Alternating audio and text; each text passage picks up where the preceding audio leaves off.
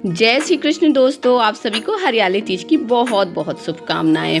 विवाहिताएं इस दिन माता पार्वती की पूजा करती हैं अपने अखंड सौभाग्य की प्राप्ति के लिए, और अविवाहिताएं जो होती हैं वो अच्छे वर की प्राप्ति के लिए इस त्यौहार को करती हैं, व्रत करती हैं, पूजा पाठ करती हैं, माता पार्वती से आशीर्वाद लेती हैं।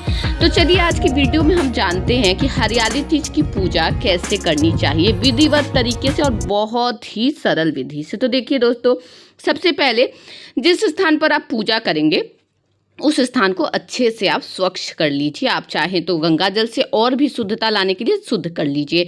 उस स्थान पर आप चौक पूर लीजिए, हो सके तो गाय के गोबर से लीप लीजिए, स्वास्तिक बना लीजिए हल्दी से। उसके बाद यहाँ पे पाटा बिछा लीजिए। उसके बाद उस पर लाल या फिर हरे रंग का वस्त्र बिछा लीजिए। मैंने यहाँ पे लाल रंग का वस्त्र ले रही हूँ क्योंकि माता को लाल रंग काफ़ी प्रिय होता है, माता पार्वती को। तो इस तरीके से लाल रंग का कपड़ा मैंने यहाँ पे बिछा लिया है। अब देखिए यहाँ पे पूरे अच्छे से हो गया। अब मैं इसके ऊपर आसन दूंगी पुष्प का। वैसे तो आसन मैंने दे दिया था, लेकिन पुष्प का आसन दे देने से थोड़ा और भी अच्छा होता है, भगवान के प्रति हमारा प्रेम प्रदर्शित होता है। तो इस प्रकार से यहाँ पर हम पुष्प का आसन दे देंगे। उसके बाद हम यहाँ पर शिव परिवार को विराजित करेंगे। आपके पास अगर शिव परिवार का विग्रह है तो आप विग्रह को भी विराजित कर सकते हैं, नहीं तो इस प्रकार से शिव परिवार को हम विराजित कर देंगे। हम गणेश जी भी इसमें हैं, शिव पार्वती माता सब लोग हैं इसमें। और फिर देखिए यहाँ पर हम कलश का स्थापना करेंगे। कलश जो होता है यहाँ पे मैं बता दूं कि ऑप्शनल है, आपको मन है तो करिए, नहीं मन है तो नहीं करिए, लेकिन मैं यहाँ पर कलश स्थापना कर रही हूँ क्योंकि हरियाली तीज की पूजा बहुत बड़ी पूजा होती है और खास पूजाओं में कलश स्थापना का विशेष महत्व होता है। फिर देखिए कंठ तक हम जल भर लेंगे, फिर उसमें सिक्का, सुपारी, हल्दी की गांठ, लौंग, इलायची, ये सब चीज़ हम लोग डाल देंगे। लौंग जो होगा वो फूलों वाला लौंग होना चाहिए। उसके बाद हम यहाँ पर इसके कंठ पर इस तरीके से देखिए मौली भी बांध लेंगे। उसके बाद इसको हम यहाँ पर टीक देंगे। आप सिंदूर, कुमकुम, रोली जो भी हो उससे टीक दीजिए। स्वास्तिक भी बना सकते हैं। चूँकि मेरा जो कलश था ये थोड़ा पेंटिंग वाला था तो इसलिए इस पर स्वास्तिक नहीं बन पाता, तो मैं इसे टीक दिया। और यहाँ पे देखिए आम का पल्लो 5 ले लीजिए या फिर अशोक का जो भी आपको मिल जाए ले लीजिए और उसे डंडल के साथ ही डालिए, अलग अलग करके नहीं डालिए। इस प्रकार से उसमें डाल करके और ऊपर से उसमें एक जो आपका ढक्कन है उसको चावल से पूरा भर दीजिए और भर करके आप उसे बाईं तरफ भगवान के रख दीजिए। तो इस तरीके से बाईं तरफ कलश स्थापना कर लेंगे हम लोग। उसके बाद दीपक जो होगा शुद्ध घी का या फिर तिल के तेल का, आप जो जलाना चाहें आप जला लीजिए और उसका जो मुख होगा भगवान की तरफ होना चाहिए। तो इस तरीके से मुख जो होगा भगवान की तरफ कर देंगे। ये हमारा दीप कलश बनकर तैयार है। फिर यहाँ पर हमने जो पार्थिव शिवलिंग का निर्माण किया था उसे हम बेलपत्री के ऊपर इस तरीके से रख देंगे। बगल में हमने जो पिंडी नुमा गणेश जी और माता पार्वती का जो बनाया था मिट्टी का उसे हम यहाँ पर रख देंगे। देखिए यहाँ पे मैं आपको बता दूं कि हरियाली तीज पर पार्थिव शिवलिंग और गणेश जी और माता पार्वती का मिट्टी का मूर्ति बना करके पूजा करने का विशेष महत्व होता है। वैसे आपको मन है तो आप सिर्फ छवि का भी पूजा कर सकते हैं, नहीं तो इस तरीके से पार्थिव शिवलिंग का निर्माण करके भी पूजा करने से अति उत्तम होता है। अब हम पूजा का संकल्प लेंगे। तो ये देखिए हाथ में पुष्प ले लिए हैं, सिक्का ले लिए हैं और अब जल लेकर के डाल करके संकल्प लेंगे कि हे माता पार्वती, मैं आपके हरियाली तीज की पूजा कर रही हूँ, मेरे मनोरथ को पूर्ण करिए, मेरे पूजा को सफलता प्रदान करिए, मेरे सुहाग को अमरता प्रदान करिए। सब बोल करके हम जो पुष्प होगा माता के चरणों में हम समर्पित कर देंगे और फिर हम अपनी पूजा की शुरुआत करेंगे। तो चलिए सबसे पहले हम यहाँ पर भगवान श्री गणेश को पुष्प चढ़ाएंगे, उन्हीं से हम पूजा की शुरुआत करेंगे। फिर उन्हें हम दूर्वा चढ़ाएंगे। दूर्वा चढ़ाने के बाद गणेश जी का हम आवाहन करके उनका ध्यान करके पूजा की शुरुआत करेंगे। उसके बाद हम क्या करेंगे कि जो पार्थिव शिवलिंग हमने बनाया था उसे हम जल से अभिषेक करेंगे। यहाँ पर जल से जो अभिषेक कर रहे हैं आप वो तांबे के लोटे से करेंगे। उसके बाद फिर से हम पार्थिव शिवलिंग का दूध से अभिषेक करेंगे। दूध से अभिषेक करने के बाद फिर से हम पार्थिव शिवलिंग का जल से अभिषेक करेंगे। यहाँ पर जल से अभिषेक हो गया है।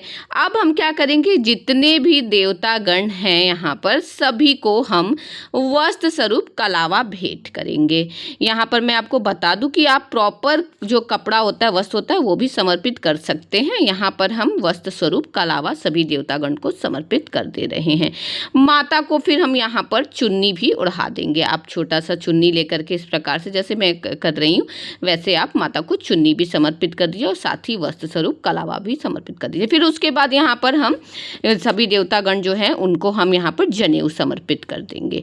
जनेऊ समर्पित करने के बाद अब हम क्या करेंगे कि सभी देवतागण को तिलक लगा देंगे। गणेश जी को हम सिंदूर से, माता को सिंदूर का तिलक कर देंगे, लेकिन हम जो शंकर भगवान हैं उनको हम सिंदूर का तिलक नहीं करके हम अष्टगंध का तिलक करेंगे। अष्टगंध चढ़ा देंगे, अष्टगंध का ही तिलक करेंगे। आप चाहें तो शंकर भगवान को चंदन से भी तिलक कर सकते हैं। उसके बाद हम क्या करेंगे कि शंकर भगवान के ऊपर लौंग, उसके बाद जो भी होगा मूंग, अक्षत, यहाँ पर जो गोलकी होता है, काली मिर्च जो बोलते हैं, ये सब चीज़ हम भगवान शंकर को समर्पित कर देंगे क्योंकि इसको समर्पित करने का विशेष महत्व होता है। फिर जल से भरा हुआ एक लोटा हम बगल में रख देंगे कथा सुनने के लिए। उसके बाद हम सभी देवतागण को पुष्प अर्पित कर देंगे। भगवान शंकर के पार्थिव शिवलिंग पर हम बेलपत्री अर्पित करेंगे, जिसका भाग जो होगा उल्टा करके उसे अर्पित करेंगे, चिकना भाग नीचे होना चाहिए। उसके बाद इस तरीके से पुष्प अर्पित कर देंगे। माता को कमल का फूल जो अर्पित करेंगे तो उसे पूरे प्रॉपर तरीके से खोल करके अर्पित करना चाहिए। भांग, धतूरा जो भी है भगवान को हम अर्पित कर देंगे। उसके बाद जो भोग में होगा, आज के दिन चने का भोग लगाते हैं, तो चना जो होता है ऐसे भीगा हुआ चना का भोग लगाते हैं। उसके बाद प्रसाद जो भी होगा, ऋतु फल हम भगवान को यहाँ पर सभी देवतागण हैं सभी को समर्पित कर देंगे। उसके बाद हम धूप दिखा देंगे, उसके बाद दीपक दिखा देंगे।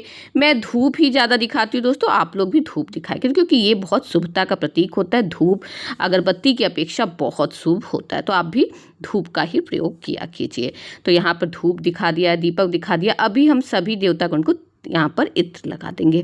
इत्र लगाने के बाद दोस्तों अब हम यहाँ पर जो दक्षिणा होगा वो सभी को दक्षिणा यहाँ पे समर्पित करें। दक्षिणा के बारे में कहते हैं कि पूजा में जो भी कमी अगर होती है तो उसको समाप्त करती है। उसके बाद यहाँ पर हरियाली तीज के लिए माता को श्रृंगार का सामान हम समर्पित कर देंगे, जिसमें कि हरे और लाल रंग की दोनों कलर की मैंने चूड़ियाँ यहाँ पर हैं। उसके बाद सबसे अंत में कथा कह करके हम आरती कर देंगे। आरती कर देंगे, अगर आप आरती करना चाहें तो ठीक है, नहीं तो 5 बार घुमा देने से भी दिया को आपकी आरती हो जाती है।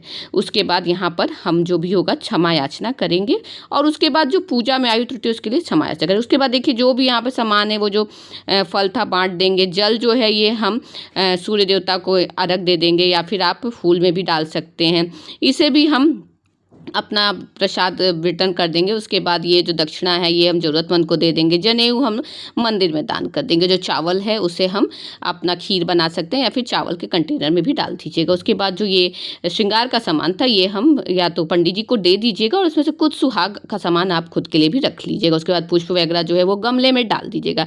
इस प्रकार से यहाँ पर ये पूजा समाप्त होती है। आशा करती हूँ कि आपको मेरा ये वीडियो हरियाली तीज का पूजा का पसंद आया होगा। अगर मेरा ये वीडियो आपको ज़रा भी पसंद आया जो दोस्तों तो प्लीज़ मेरे चैनल को लाइक करिए, सब्सक्राइब करिए। ओम नमः शिवाय।